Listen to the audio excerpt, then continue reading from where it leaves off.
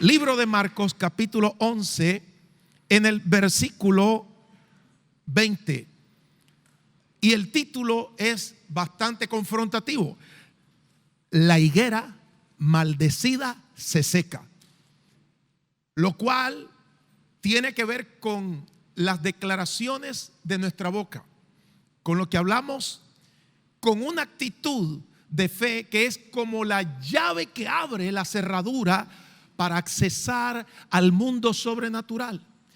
Y esta es la lectura que nos va a inspirar a alcanzar ese nuevo nivel de efectividad. Marcos capítulo 11, versículo 20. Y pasando por la mañana vieron que la higuera se había secado desde las raíces. Entonces Pedro, acordándose, le dijo: Maestro, mira, la higuera que maldijiste se ha secado. Respondiendo Jesús les dijo: tened fe en Dios, porque de cierto os digo que cualquiera que dijere a este monte: quítate y échate en el mar, y no dudará en su corazón, sino creyere que será hecho lo que dice, lo que diga le será hecho. Por tanto os digo que todo lo que pidiereis orando, creed que lo recibiréis y os vendrá. Y cuando estéis orando, perdonad si tenéis algo contra alguno, para que también vuestro Padre que está en los cielos os perdone a vosotros vuestras ofensas.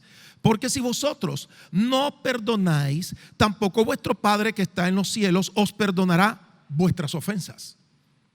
Impresionante este pasaje que concluye con la efectividad de la fe a través del perdón, lo cual quiere decir que la fe no solo practica el poder alcanzar algunas cosas físicas, sino sobre todo enmendar nuestro problema emocional o sentimental. Aquí estamos viendo como el versículo 25 que nos dice que debemos de perdonar, porque esa es la práctica de la fe. Y tenemos que entender que esto es una promesa condicional. ¿Qué es una promesa condicional? Que Dios dice: si ustedes perdonan a los hombres sus ofensas, a las personas sus ofensas, Dios los perdona a ustedes también. Es una promesa condicional. Pero si yo no perdono, esto es como una piedra, un obstáculo, una muralla, y Dios no me puede perdonar. Lo cual quiere decir que una de las mayores barreras para poder accesar a una vida emocional fructífera ha sido la falta de perdón, o amargura, odio, rencor, lo cual quiere nublar nuestra vida, nos quiere hacer sentir miserables. Y Jesús nos está dando la llave de fe para practicar una vida emocional saludable. Observen claramente que Jesús dice que cuando estemos orando, vamos a perdonar a las personas que nos han ofendido. Y es que en los momentos más hermosos de nuestro tiempo de oración se nos vienen sentimientos muy complicados, tóxicos. Y eso es lo que amarga nuestro ser. Es como traer la toxicidad a nuestra vida. Y dice Jesús: para que ustedes no vivan así, perdonen. El perdón es un borrón, es una limpieza, y en este caso es una limpieza para el alma. ¿Por qué? Porque la falta de perdón contamina, intoxica el alma. Y es así como descubro ser efectivo en sentirme bien. La fe nos va a permitir sentirnos bien. ¿Por qué?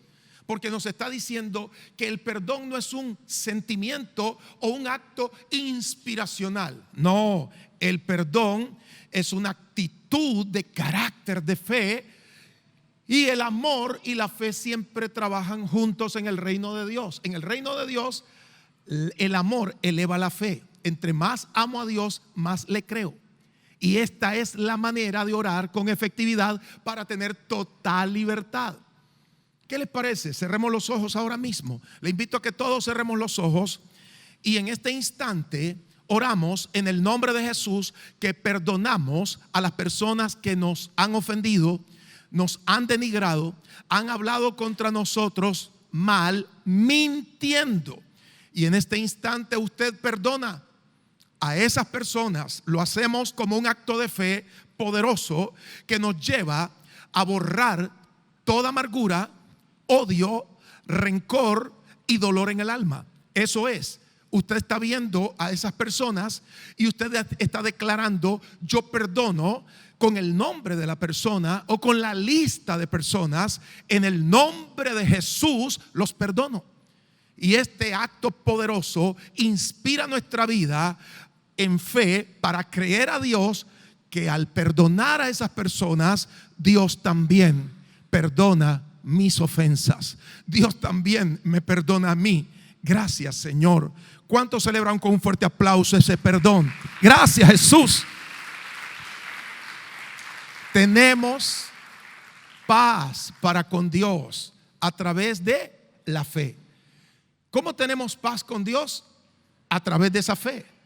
La fe nos lleva a tener paz con Dios. Y esto eleva nuestro nivel de vida para poder ser efectivos en la manera en que funcionamos diariamente. Aquí está. Dice, y cuando estéis orando, perdonad. La práctica de fe es estar perdonando cuando oro. Cada vez que oro, puedo perdonar, yo perdono. Si 100 veces se nos viene ese sentimiento, esa imagen o ese dolor, 100 veces declaro que perdono. Y esta es la forma de sepultar toda mentira del enemigo. Esta es la forma de alejar al dolor del alma, al rencor y a la amargura. Se cree que la mayor parte de las personas que viven una vida infeliz no tienen un fracaso momentáneo, sino que arrastran el dolor de un fracaso pasado. Viven de una vida pasada. Pero ahora Dios nos está enseñando a vivir una vida inspirada en fe para estar listos para perdonar. Hace algún tiempo vino alguien a mi oficina y me ofendió. Era una persona que tiene un liderazgo muy fuerte en este país. Entonces, al inicio el enemigo me quiso meter un poco de rencor y enojo. Pero dije en mi mente, quizás vino asoleado. En Managua hace mucho sol. En el nombre del Señor, puedo perdonar. Esa es la forma correcta de vivir una vida libre de sufrimientos emocionales. Lo segundo que veo, y vamos de menos a más en estos versículos, vamos subiendo ese nivel de fe, es el verso 24. Por tanto os digo que todo lo que pidiereis orando, creed que lo recibiréis y os vendrá. ¿Qué le parece si sustituyéramos y esta frase, en vez de decir todo, dijera algunas cosas?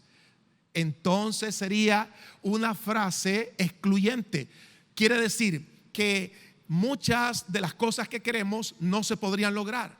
Pero me impacta cuando la Biblia dice: todo lo que pidiereis en oración, todo es todo. Es un mensaje de incluyente. Él nos dice: ¿qué quieres? ¿Qué necesitas? ¿Qué anhelas? Por supuesto que tiene que ir alineado a la palabra de Dios. Ese todo incluye todas las bondades, todas las promesas, todo lo que Dios te ha dicho que Él puede hacer por tu vida. Y todo lo que pidiereis en oración, creyendo que lo recibiréis, vendrá. ¿Cómo vendrá? Pidiendo en oración. Hay algo que se llama visualización. Y observe cómo siempre practico esto de la visualización. A ver, míreme un momento, por favor. Quiero que cierre sus ojos. Yo también lo hago. Al cerrar nuestros ojos, estamos viendo el carro o el vehículo o el auto preferido. Algo que deseemos, algo que nos guste, del modelo y de la marca y del año que a usted le guste. Ok. Y digo esto porque hay gente que le gustan los carros clásicos de hace muchos años. Pero si usted lo quiere ultramoderno, exacto, el modelo del carro, la marca del carro, cuando abre los ojos y me mira a mí, por favor abra los ojos, se dio cuenta de la visualización. ¿Qué color era el carro que vio? Gris. Pero yo no le pregunté ni les dije que vieran qué color era. Solo les dije la marca y el modelo. Pero la fe de ustedes y mi fe nos lleva a ver detalles más grandes. ¡Wow! Ese es el poder de la visualización. Porque ya usted tiene fe para eso. Ella lo vio gris. Jim Carrey es un actor de Hollywood. A mí me gusta una película que él hizo, se llamaba Tontos y más tontos. Fue divertida. Yo casi nunca veo una película 2 veces. Esa la vi más de 2 veces. Porque siempre me reía. Se basa en el maletín de una mujer que lo dejó extraviado. Y él creía que la mujer se llamaba, o el apellido era Samsonite. Esa era la marca del maletín. Entonces Jim Carrey hacía lo siguiente. Él agarraba un papel y puso una cifra de $20 millones y comenzó a pararse frente al espejo visualizando que ese era el contrato de una película que Hollywood le daría. Él lo hacía una y otra vez. Él siempre estaba inspirado, sonreía porque estaba recibiendo el cheque de $20 millones por la visualización frente al espejo. Esto parecía una cosa absurda, y es que en realidad la fe nos permite visualizar las cosas, porque la fe viene de un mundo invisible, y esa fe es la que creó las cosas por la palabra de Dios. La palabra de Dios es fe, el lenguaje de Dios es fe, la Biblia es fe, y nuestra vida podrá tener éxito si andamos por fe. Observe que Jim Carrey llegó a tener lo que realmente pidió. Llegó el día en que hicieron ese contrato por $20 millones y él sonrió frente al cheque como lo había hecho decenas de veces en la visualización. Esa visualización se conoce en el perfil del mundo físico o psicológico como una inspiración. Y es que la fe es inspiradora. La fe mira antes que las cosas sucedan. Y a eso la mente humana le llama imagen, imaginación. Entonces Jesús nos está diciendo estas palabras en el verso 24 de Marcos 11. Por tanto os digo que todo lo que pidiereis orando, creed que lo recibiréis. Véanlo, vean lo que ya está hecho y os vendrá. ¿Qué es lo que va a venir? Lo que estamos anticipando conforme a las promesas de la palabra de Dios.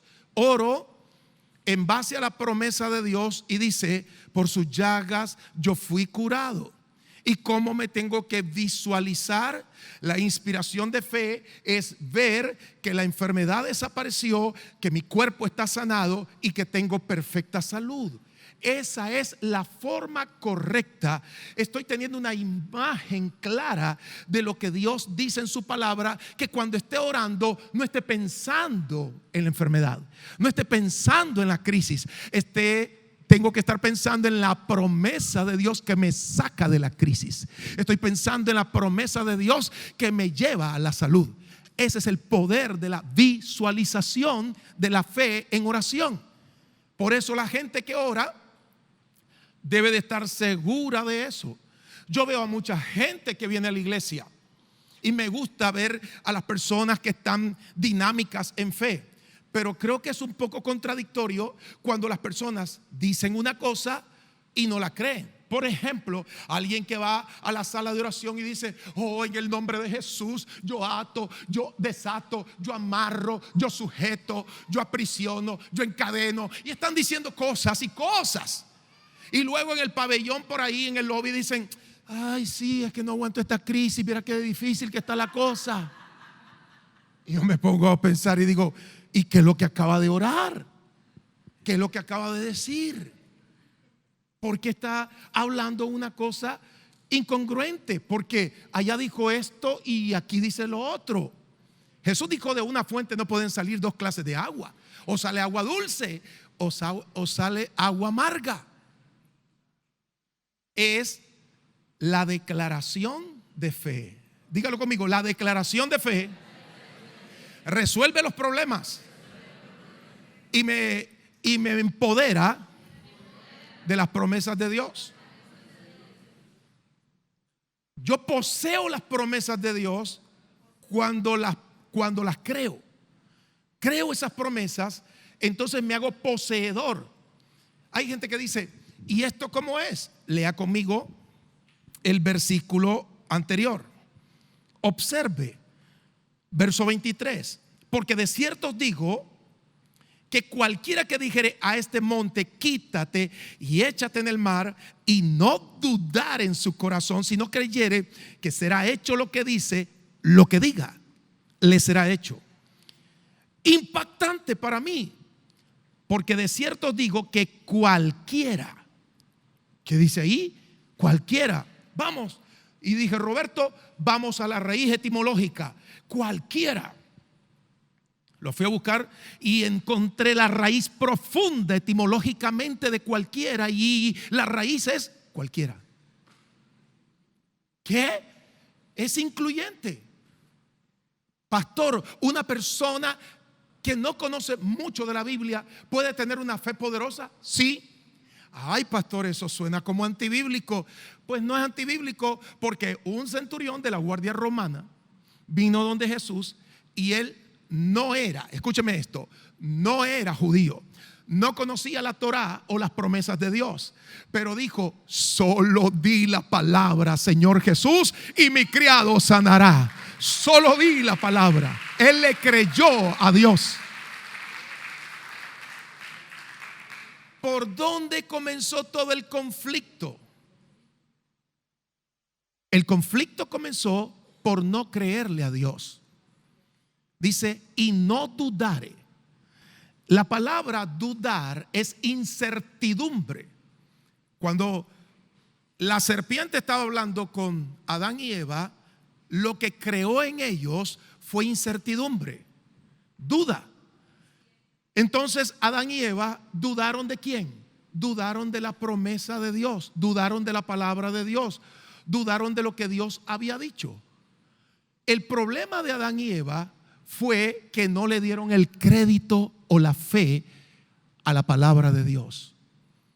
Al igual que en la historia, hoy observamos que Jesús está hablando de la función poderosa de la palabra de Dios, que dice cualquiera. Cualquiera. La fe en Cristo incluye a cualquiera que crea lo que Dios dice. Ahora mismo, este es el momento para que usted comience a declarar en fe y los problemas se resuelvan. Tan fácil es, tan fácil como eso. Jesús se para frente a la tempestad. Los discípulos lo despiertan. Hay una alarma de emergencia que significa peligro de naufragio. Van a morir. Despiertan a Jesús, que estaba bien dormido, estaba descansando, y le dicen, vamos a morir. Jesús se para frente a la tempestad y le habla ¿a quién? A la tempestad. Hablarle a la crisis es lo más poderoso que hay.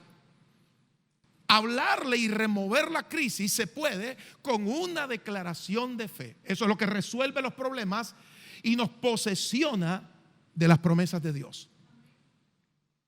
La gente habla y habla y habla de crisis y luego se va a orar. Termina de orar, regresa y sigue hablando y hablando de la crisis. Eso no es fe. Se parece a la fe, pero no es fe. Eso es duda. Pero cuando alguien entra en oración y habla y declara fe, y cuando sale y se encuentra con el problema, sigue hablando lo mismo que oró, declarando en fe, el problema se resuelve. ¿Oyeron eso?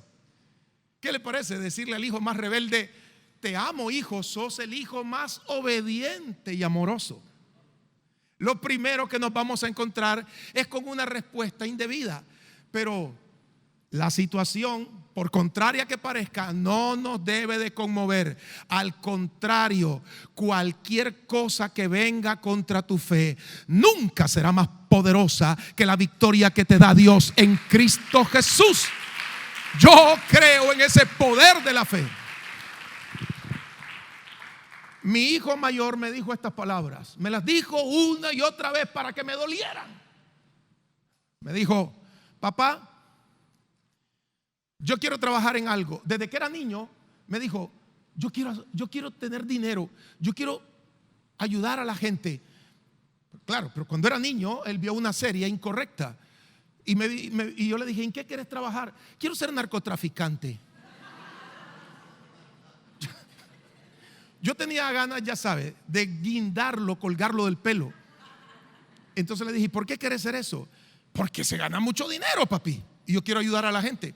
Esa no es la forma de ayudar, esa es la forma de destruir a la gente. Esa es la forma en que Satanás le roba el alma a la gente. Observa que un narcotraficante puede tener todo lo que quiera, pero pierde su alma, que es eterna, y destruye a miles de personas, y nunca va a tener felicidad, porque los demonios habitan en la mente y en el corazón de esa gente. Así es la cosa, sí. Pero después me dijo: papá, yo voy a ganar mucho dinero, pero nunca voy a ser pastor, ni nunca voy a tener algo que ver con la iglesia. Yo voy a dar mis diezmos, mis ofrendas, pero hasta ahí nomás. Entonces le dije: vos vas a llevar la palabra de Dios, vos vas a amar a Jesús, vos te vas a apasionar. No me digas eso. Se lo decía con amor, pero se lo decía. Nunca cambié mi versión de fe, nunca la cambié. Te vas a ver ridículo ante los ojos de los demás, nos van a malinterpretar, seremos el hazmerreír de la gente, pero tu fe vence al mundo. Tu fe triunfa sobre la adversidad. Aleluya. Hoy mi hijo lleva su día número 13 en ayuno, solo con agua, encerrado. Su pasión, su llanto y su clamor es: quiero hacer lo que Dios enseña en su palabra, discipular a mi generación. Y todo el dinero lo quiero dar para el reino de Dios. Esa es la pasión de mi hijo. ¿Qué fue lo que cambió la mentalidad? ¿Qué fue lo que cambió el destino que él se había programado? Tu declaración de fe resuelve tus problemas y te da posesión de las promesas de Dios. Esto no se trata de que: oh Padre, tú vas a ungir a mi hijo, oh Señor.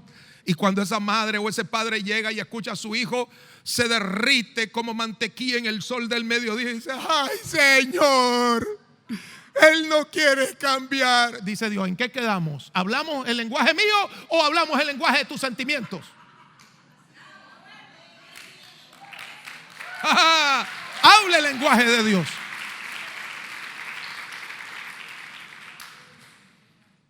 ¿Cómo se le puede dar autoridad a una persona floja? Que uno le dice: vaya y dígale, y que te regrese con un informe: no quiere. No puede haber posesión en esa gente. Sí, porque hay gente que es gritona para lo malo y para lo bueno no. Sí. Esto no es cuestión de cristianos de agua de azúcar. ¿Cómo es posible que hayan creyentes que no crean? ¿Usted cree en echar fuera demonios? No. ¿Y en hablar en lengua? No. ¿Y en sanar enfermos? No. ¿Y en beber cosas mortíferas que no le hagan daño? No, hermano. Todo está bonito, pero es literatura. ¿Qué tipo de creyente hay en este tiempo que agrada a Dios? El que le dice: yo creo tu palabra, yo creo tus promesas. El Salmo 91 es un arma de guerra y la vamos a necesitar. La vamos a necesitar. ¿Saben por qué? Porque la peor pandemia es el terror. No temerás terror nocturno. Eso ha matado a tanta gente. Eso ha destruido a tanta gente. Y por eso hoy la palabra de Dios nos sacude. ¿Y qué nos está diciendo Dios? Nos está enseñando: cualquiera que dijera este monte: quítate y échate en el mar, y no dudare, no tuviera incertidumbre, sino que creyere que lo que diga le será hecho, así como lo dice, sucederá. Eso le va a cualquiera. A cualquiera. Y entonces Jesús nos enseña cuál es la llave de esa fe victoriosa. Y antes, en el versículo 22, Jesús dijo: tened fe en Dios. Jesús nos enseña a confiar en la palabra de Dios. Confiar en lo que Dios dice es la solución para superar las crisis. La vida está llena de crisis. La palabra de Dios está llena de promesas. ¿Para qué se hizo la palabra de Dios? Para darnos la victoria en medio de la crisis. Satanás le dijo una mentira a Jesús. Jesús le dijo una verdad que aplastó esa mentira. Entonces el cristiano tiene que llenarse de la palabra de Dios, recitarla, hablarla y experimentar la manifestación más grande que una persona puede vivir.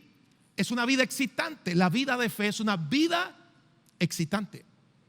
Observe claramente que está diciendo la persona de Jesús: tengan fe en Dios. ¿Y cómo lo dijo? Lo dijo a través de la práctica. Dice la Biblia que le llegaron a decir al principal de la sinagoga, a uno de ellos, a Jairo: tu hija acaba de morir. En realidad ya la niña no tenía pulsos. Todo examen clínico o médico señalaba que la niña había muerto. Entonces trajeron a Jesús a la casa de Jairo, pero este venía nervioso. Jairo se sentía como todo padre de familia, dolido que su hija había muerto. Jesús le dice: ten paz, ten confianza, Jairo. ¿Qué fue lo que Jesús le dijo? Le dijo la palabra correcta, la palabra que Jairo tenía que abrazar. Cuando llegan a la escena, lo que encuentran en la sala es un grupo de personas llorando, dolidas por la partida de esa niña. Pero pregunto, ¿ese llanto, ese dolor tenía fe? No, no tenía fe. Esa escena era muy emocional. Y Jesús dice estas palabras. Jesús es la palabra. La palabra se hizo carne. San Juan capítulo 1, verso 1. Jesús era la palabra viviente. Todo lo que él hablaba se cumplía. Y Jesús entra en escena al ver la multitud llorando y dijo: la niña no está muerta. Cuando él dijo eso, el pulso volvió a la niña. El flujo sanguíneo entró otra vez y el corazón bombeó con latidos persistentes. ¿Qué dijo Jesús? La niña no está muerta, duerme. Entonces la escena cambió con el poder de las palabras de Jesús y ellos se rieron. Se van a reír de nosotros. Siempre la gente se va a reír de nosotros. Cuando Jesús se acerca a la niña, pero ¿sabe lo que hizo Jesús antes de entrar a hablarle a la niña? Sacó a todos los incrédulos. Ese culto no funciona. Ese servicio era un servicio de incredulidad. Y lo sacó a todos. Hay gente que parece que te va a ayudar y lo que te va a traer es más nerviosismo. Personas que te dicen: sí, yo estoy con vos. Hermanito, yo no necesito gente que hagamos el coro maravilloso de voces llorando. Yo necesito gente de fe, gente que me ayude, gente que me impregne palabra de Dios. Eso es lo que necesito. Claro. ¿De qué sirve estar inscrito en el club de los llorones? No sirve para nada. Aquí es cuestión de que deje de llorar y vamos a creer. Entra Jesús en la escena. Solo Pedro, Jacobo y Juan lo acompañan. Y es que cuando uno se rodea de gente de fe, las cosas, el lenguaje sobrenatural fluye. Yo le he dicho a la gente: usted no está enferma, usted está sana. Si aquí tengo los exámenes clínicos, pero yo no veo que esté enferma. Pero usted no entiende que a mí me dictaminaron pero usted está sana, pruébese. Y cuando se prueban y comprueban que están sanos, saltan de alegría. Ese es el lenguaje poderoso de la fe. Ese es el lenguaje que a Dios le agrada. A Dios le gusta que uno crea la palabra del Señor. Niña, dice Jesús, a ti te digo, levántate.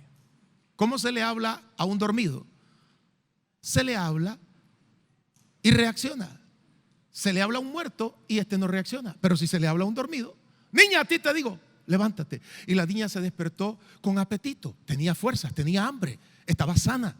Eso es lo que hace la actitud de fe. Tened fe en Dios. Jesús nos vino enseñando la llave, la forma cómo hacerlo.